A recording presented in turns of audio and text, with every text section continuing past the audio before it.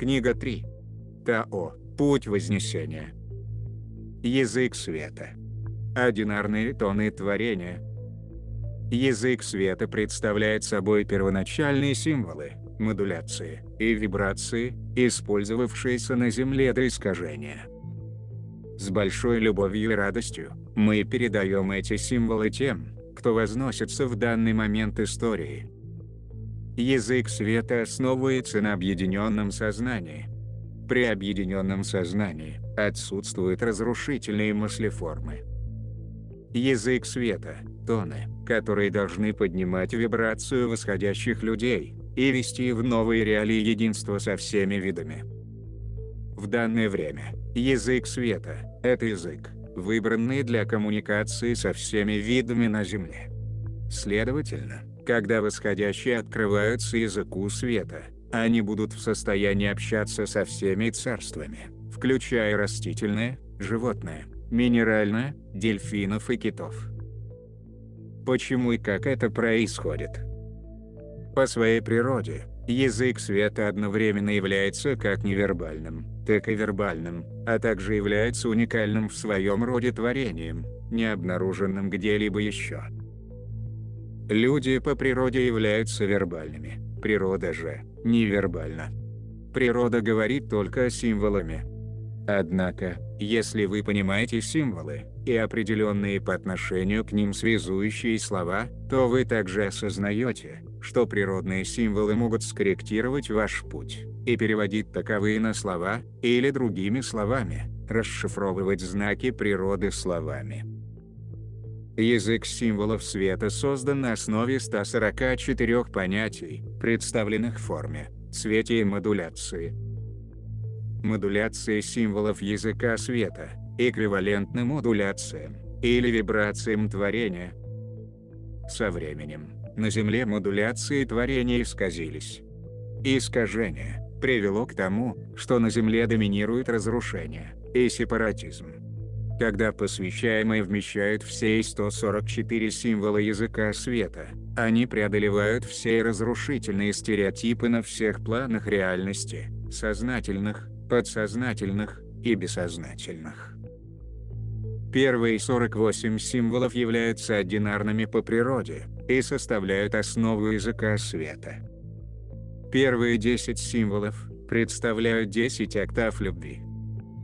Остальные 38 созданы путем сочетания 2 или 3 начальных 10 октав любви в разных комбинациях, дающих им отличную модуляцию, новую тональность или вибрацию, и, следовательно, новое значение. Достигшие в своем персональном вознесении состояния бодхисаттвы, заякоряют в своих полях первые 48 символов и делают первые в своем жизненном опыте шаги к объединенному сознанию. Для поддержания непричинения вреда, бодхисаттва, во всем, что делает, обращается к языку объединенного сознания. По своим свойствам, символы делятся на категории. Природа каждого символа не только управляет определенным значением, но обладает конкретным воздействием на чье-либо сознание и поле. В первых базовых 48 символах существуют 4 основные категории символов, соответственно, активные, пассивные, интегрирующие и завершающие. Активные символы отражают внутреннее мужское начало. Оно управляет активностью, направленной вовне, или чьей-либо деятельной стороной. Фокусирование на активных символах может более активизировать деятельность или изменить жизнь. В пассивных символах отражено внутреннее женское начало. Оно управляет активностью, направленной внутрь, или чьей-либо внутренней стороной бытия. Пассивные символы, когда на них фокусируют внимание, помогают обратиться внутрь и лучше понять свое собственное внутреннее состояние бытия. В интегрирующих символах отражается союз между внутренним мужским и женским началами, или союз между духом и формой. Это называется еще божественным союзом.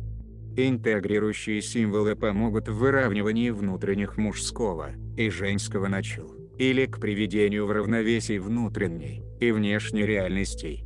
Фокусирование на этих символах поможет также сбалансировать взаимодействие между духом и формой. В символах завершенности отражается выход внутреннего божественного союза, а в мир чего-либо внешнего проявления.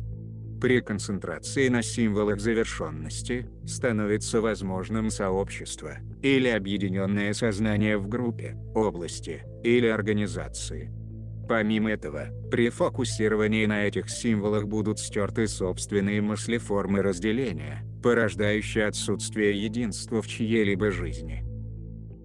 Концентрируясь на заданном символе или группе символов, посвящаемые будут вызывать в своих полях соответствующие модуляции.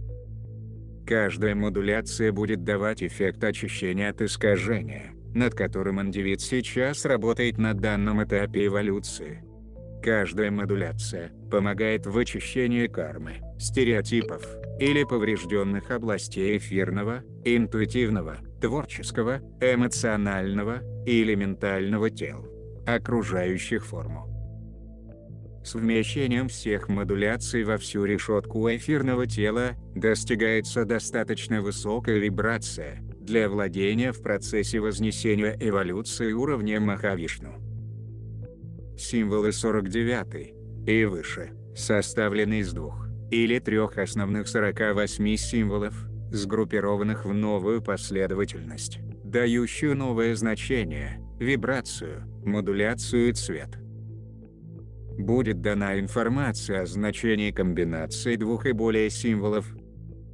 Концентрируясь на привнесении модуляции языка света в свою решетку, вы постепенно будете продвигать вознесение. Чья-либо истина в действии состоит из 3 тонов, находящихся в первых 10 тонах, или символах шкалы языка света. Эти знаки определяются вашей генетической предрасположенностью, по мере того, как тело становится кристаллическим. Все кристаллические формы вибрируют в определенном диапазоне вибрации языка света. Овладев по ходу эволюции 3000 единиц, человек начнет вибрировать на одном из первых 10 символов языка света. Эти тона обычно легко различимы на фотоснимке ауры любого посвящаемого, овладевшего 3000 или более высоким уровнем посвящений. Овладевая 5000 уровнем посвящений, к первому тону добавляется второй, и кристаллическая клеточная структура вибрирует в 2 из первых 10 тонов языка света. На этом этапе, на фотоснимке ауры будут четко видны 2 цвета. На уровне 6000 кристаллическая форма вибрирует в 3 тонах, каждый из которых также будет четко различим на фотоснимке ауры. Это происходит, когда человек овладел 3 тонами, постигая свою истину в действии в качестве посвящаемого уровня бодхисаттвы. Можно понять, что чем выше уровень вознесения, тем больше диапазон возможностей каждого посвящаемого в плане потенциального плетения грезы его жизни, поскольку доступно больше тонов творения, и, следовательно, больше видов деятельности, которые могут быть выбраны в качестве конечного результата жизненного проявления.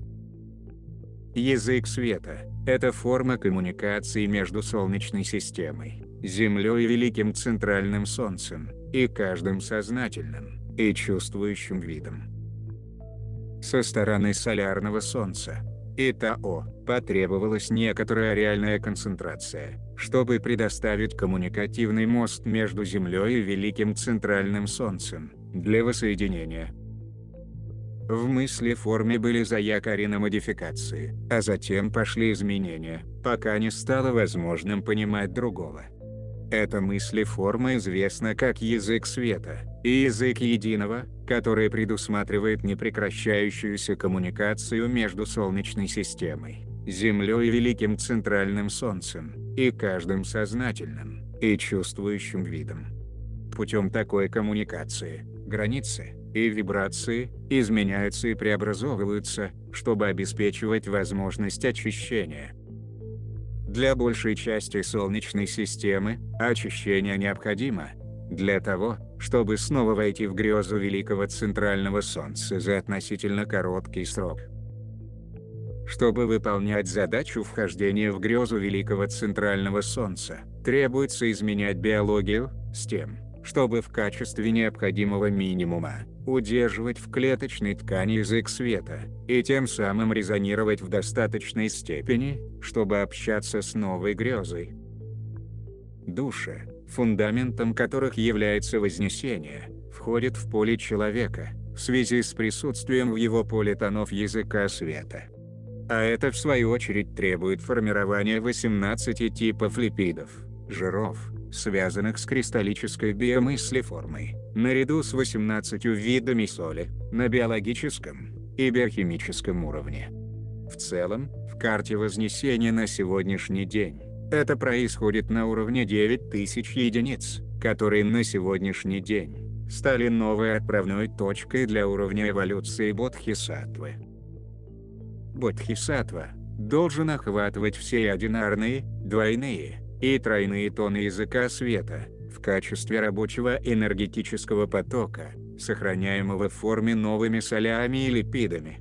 При этом, бодхисаттвы будут принимать те души, которые базируются на языке света, и полностью отделяться от групповых душ старой парадигмы или консенсуса. Надеемся, что эта информация послужит каждому, кто упорно продвигается по пути эволюции.